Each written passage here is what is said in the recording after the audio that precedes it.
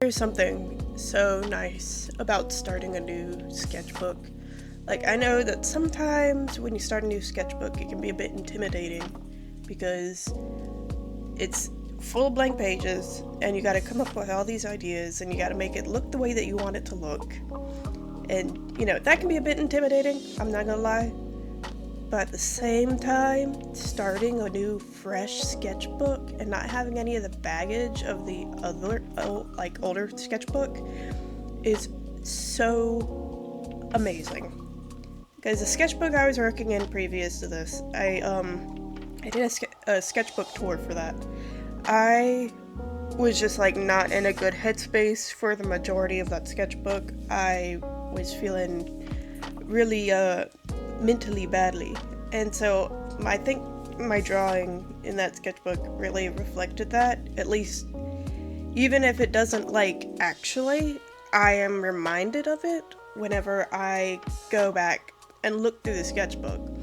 So starting a new sketchbook and not having to go back and look at those pages and see the stuff I was drawing when I wasn't feeling mentally great, because I'm feeling better now.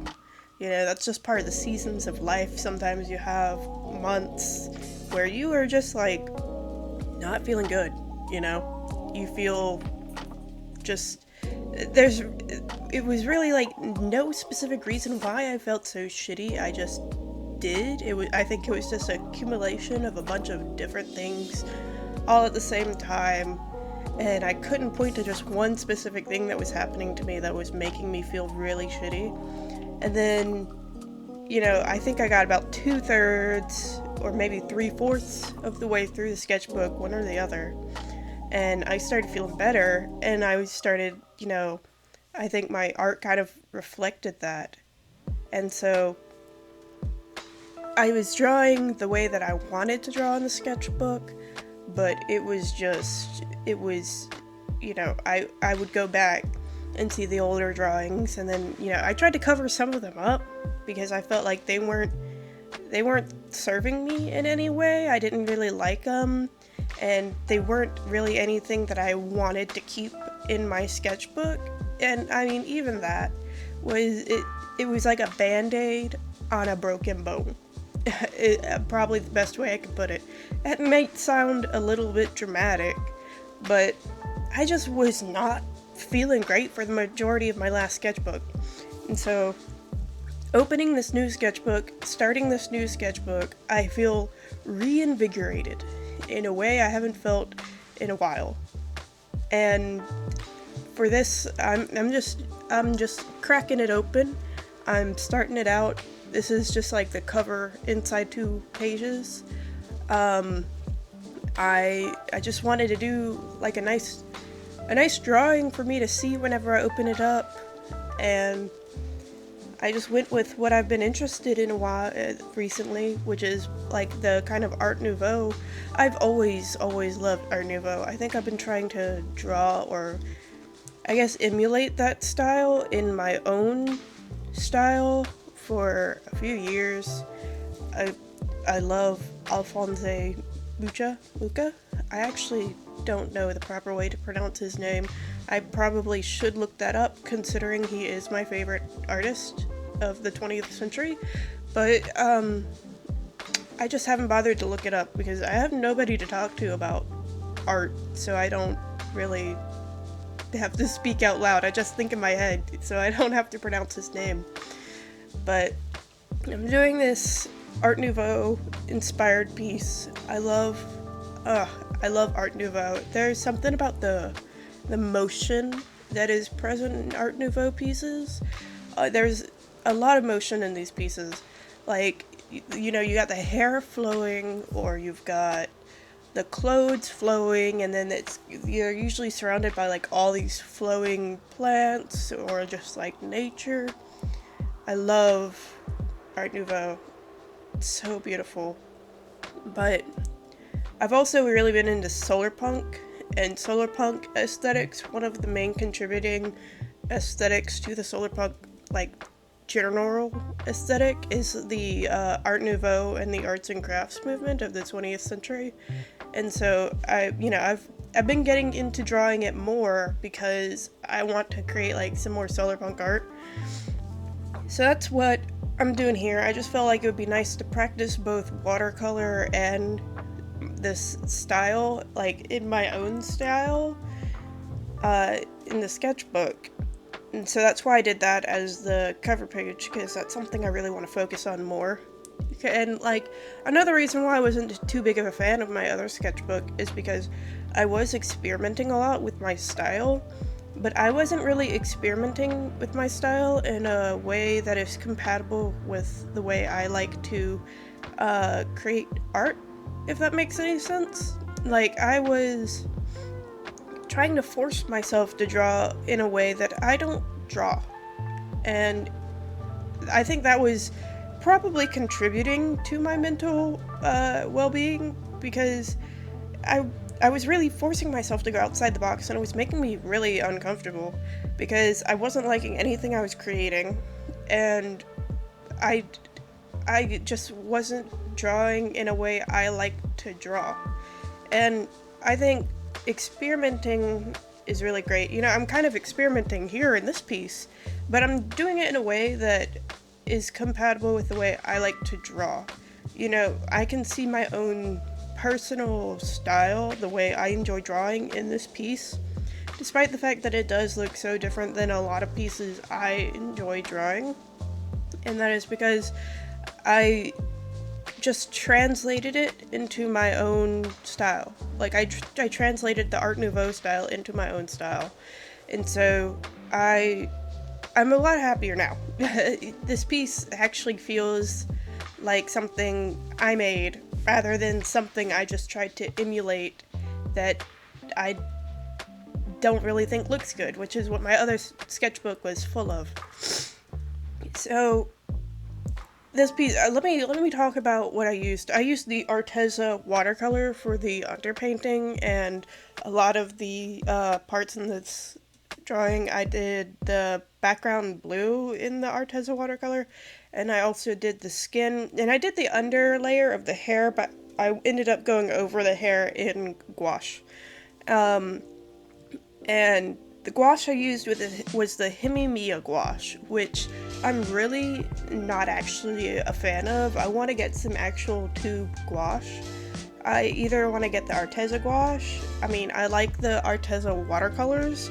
They're really vibrant, and I mean, I just really like them, so maybe it would be a good idea to get the Arteza gouache. Or I was thinking about getting the Meeden gouache, because I've heard that's good.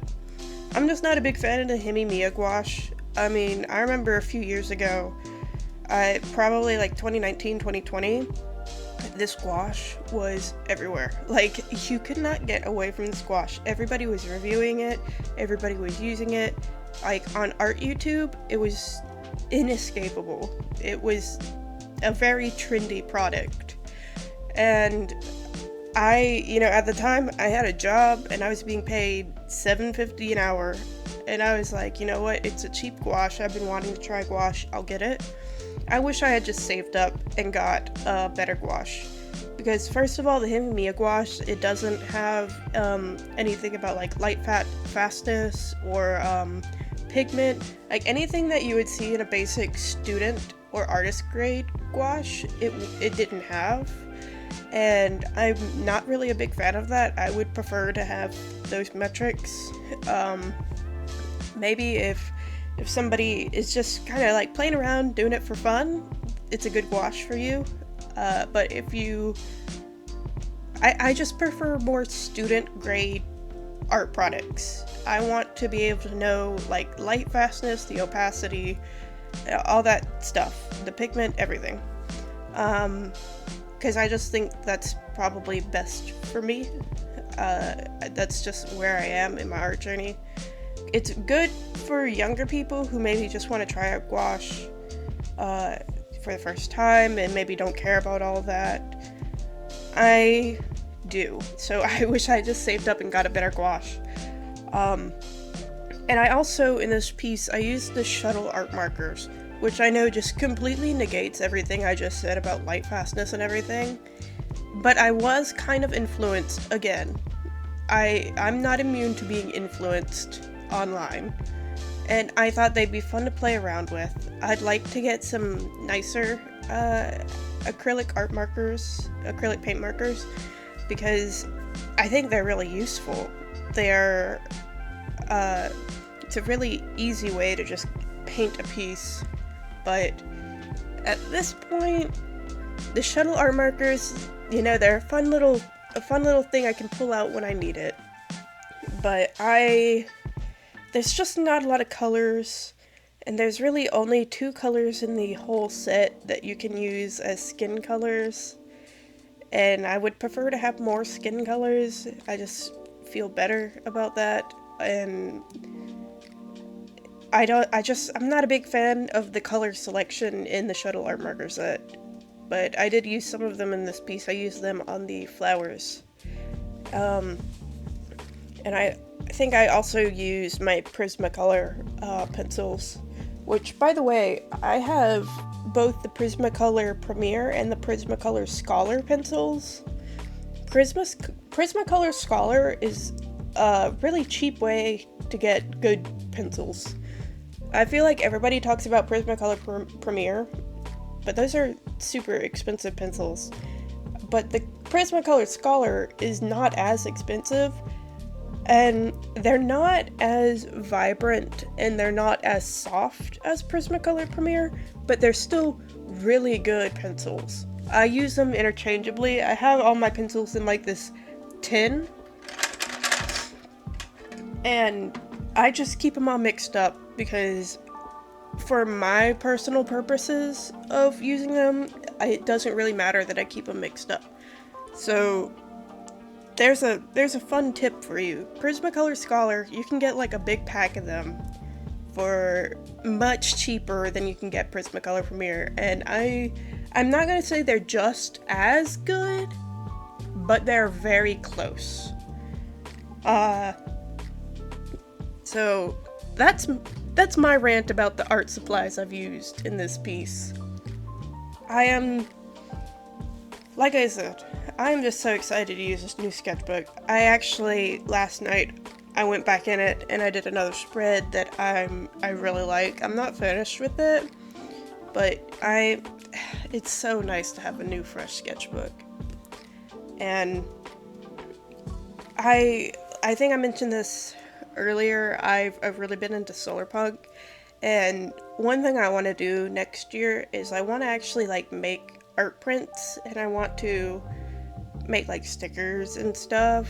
I've been posting some of my art. I've been making like some digital pieces, and I've posted them on my Tumblr, which by the way is like the only social media I use. I use TikTok as well, but I only let myself use it for an hour a day, so that way I don't feel my brain leaking out of my ears. But I mostly use Tumblr. I do not have an Instagram. I do not have any other fucking social media.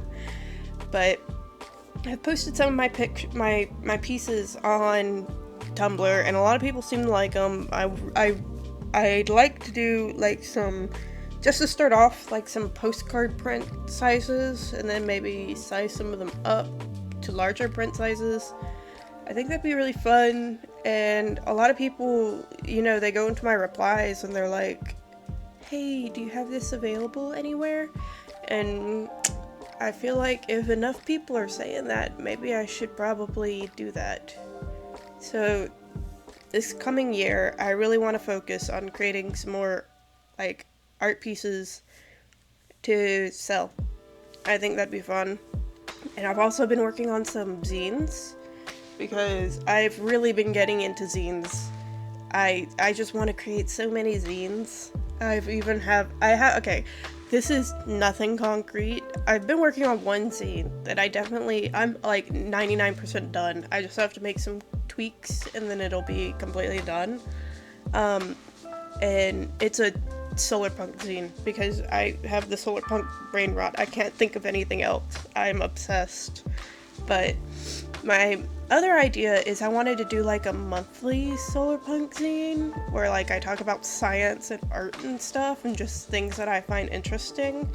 Like, I want to do a little written up piece about, like, lithium battery alternatives, because the lithium industry is terrible, and it's, like, got children enslaved working in that industry, and that fucking sucks. That's really bad. But this coming year, I'm hoping to make a lot more art. I'm out of my weird mental state I was in. I have myself my own studio now, which is great. I went to the Home Depot yesterday, and I got myself like a garage style shelf, like, organizer, so that way I can put all my art supplies on it. I got all my art supplies on there. I cleaned up the office. I am super excited to just start creating and feeling fulfilled artistically. That's my main goal for the coming year. I've been watching a lot of people on YouTube in their art studios and just kind of pursuing doing what they love. And that makes me, like, I feel partially fulfilled when I watch people do that, because it's so awesome to see people following their dreams and doing what makes them happy. Something about just seeing people do that makes you feel good. But at the same time, I've been wanting to do that for a while. I remember when I was younger, when I was in, like, middle school, like 2010, 2011, I was really into YouTube. That was when I first started, like, watching YouTube religiously.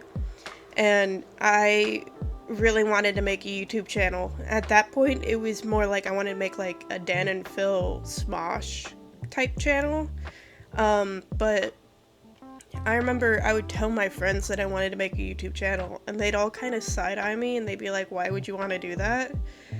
Because I've wanted to upload on YouTube since before it was cool to do that.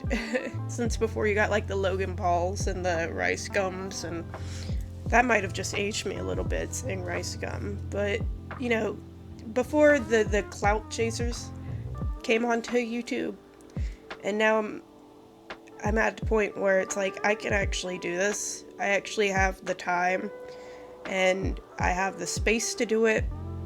And I can create the things that I find fulfilling and upload them, and then maybe some other people will actually enjoy the things that I make.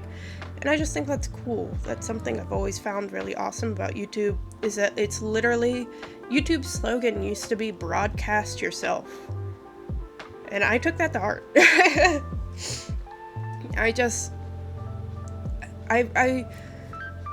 There's a lot of things about the world that make me feel just a tad bit hopeless.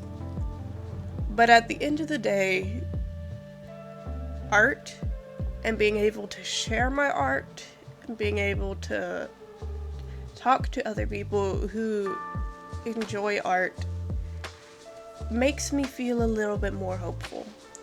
Does that sound corny or cheesy? Yeah, probably a little bit. I don't even care, like, 'cause it's true. I'm excited. Okay? There's a lot of things to not be excited for next year if you are an American, but I'm a little hopeful that maybe things won't be the worst. Not really. I think things will be the worst, but I don't know. I have a lot of complicated feelings. You know, I can't let my own personal life, override the wider world. But I'm hoping that, because I know I've mentioned solarpunk already a lot in this video, but I mean, one of the main things about solarpunk is it's a speculative fiction, science fiction genre, and it's about envisioning a better world, and then you take the steps you can in your everyday life to create that better world. And a lot of solarpunk is just having hope, and it's just having, being able to fight hopelessness and have hope for the future. And as someone who has had depression for a majority of their life at this point, it takes, hope is a skill that you have to flex every day. And and it's difficult, but it does ultimately help you in the long run. And so, yeah, I know I'm just kind of rambling in this video, but I do have hope for the future, and I do want to take steps to contribute to making a better future for all people, no matter who they are, no matter where they come from.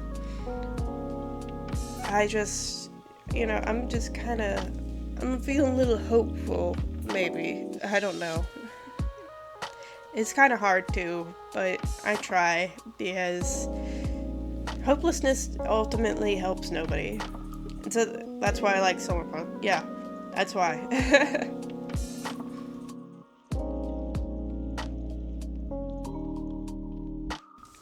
I think I am just about done with this piece, this speed paint of this piece. I have a lot of plans for a lot of videos. I think I planned every video I wanted to make in the month of December, and I'm currently planning what I want to do in January. I'm hoping to upload twice a week, which might be too much, but I'm working on it. I got some simple videos stuck in between some more in-depth, like longer, more complicated videos. So hopefully that works out. Hopefully I can upload as much as I want to upload, because at the end of the day, I love making YouTube videos. I love the process of filming and editing. And while I don't think I'm the best at doing either of those things, the only way I'm going to get better is by doing it more. So I've got a lot of videos planned. You'll see them on the channel. This is YouTube. You know what to do if you watch YouTube, if you enjoyed this video. So yeah, I hope that you enjoyed the video, and I hope you enjoyed my ramble if you watched this long. If you didn't watch this long and you clicked off early, fuck you. Okay. I'm just kidding, I'm just playing.